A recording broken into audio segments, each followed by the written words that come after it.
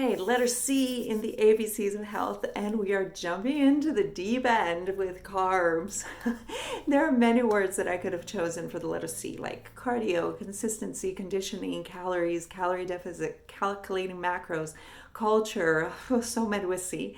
So, why carbs? Okay, I'll give you two reasons why. Number one, because carbs are awesome. Number two, because carbs are being painted as the ultimate bad guy, and that's just a pile of lies. So, we're going to talk about carbs. I'm going to keep it short and simple for you, and I'm going to start with the bottom line. You don't need to live without carbs, but you will probably live better with good carbs. Carbs are a huge food group that has incredible health benefits, but since most of the junk food falls under carbs, and here you're thinking about anything with sugar, most fried stuff, all white breads, most packaged snacks, most processed foods, we are increasingly bombarded with junk and fast food. And the good carbs are being lumped up with all this junk food, and it's the proverbial throwing out the baby with the bathwater. So let's get some of our facts straight. So, first, it's not carbs that drive obesity. It's simple carbs that are driving this obesity epidemic. And this is simple carbs that are turning into sugar in our body. The better the food, the more you can eat it, which means that good carbs, we'll talk about them, should be part of your eating plan. And the next thing is that you don't have to do anything, eating or not eating carbs. Just think twice before you stop eating something just because everybody else seems to be doing it, okay?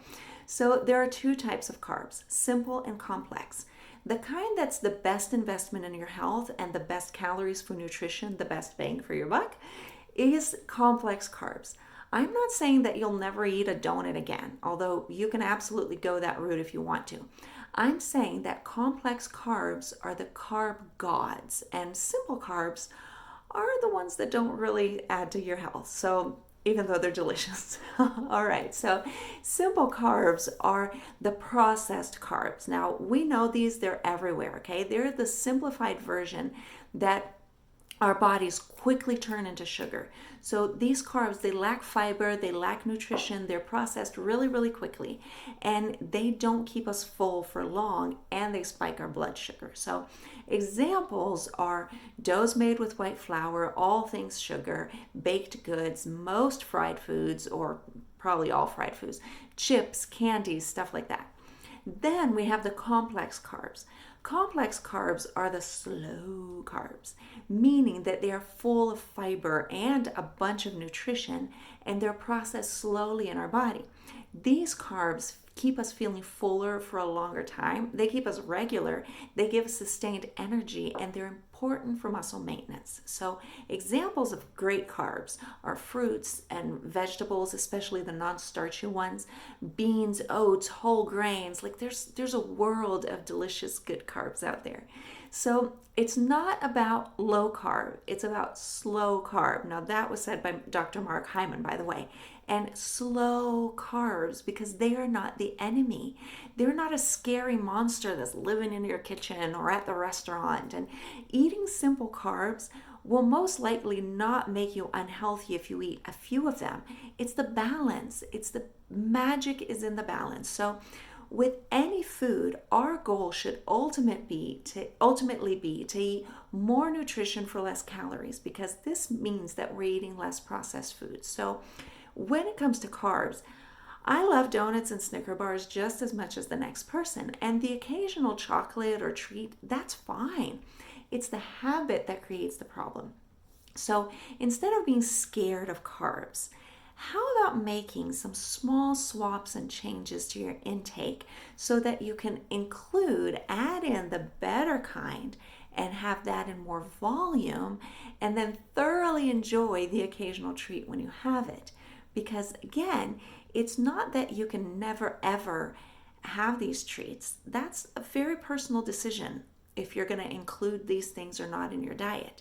But it's about what can you add to make an improvement. And then maybe you might choose to eliminate them and Maybe you don't. That is a choice. Our food industry would like us to believe that we can't live with the ultra processed foods.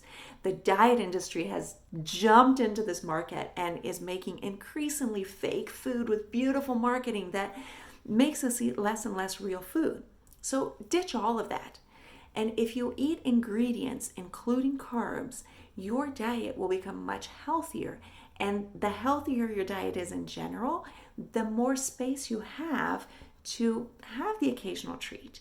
And you can ditch the guilt, because when you are on a sustained, healthy diet and fueling your body well, the occasional treat is just that. It's the occasional treat of something you love. It's not something that you crave or that you need to consume. So look for the good carbs, look for the fiber in the carbs.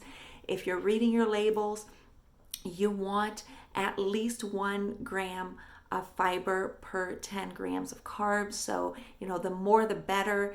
So go into it, find good carbs. If it doesn't have a label, that's even better. Okay, that's the best kind of food you can eat. So find room to add in some good carbs. You don't have to eliminate carbs from your life. And guilt is not required with carbs.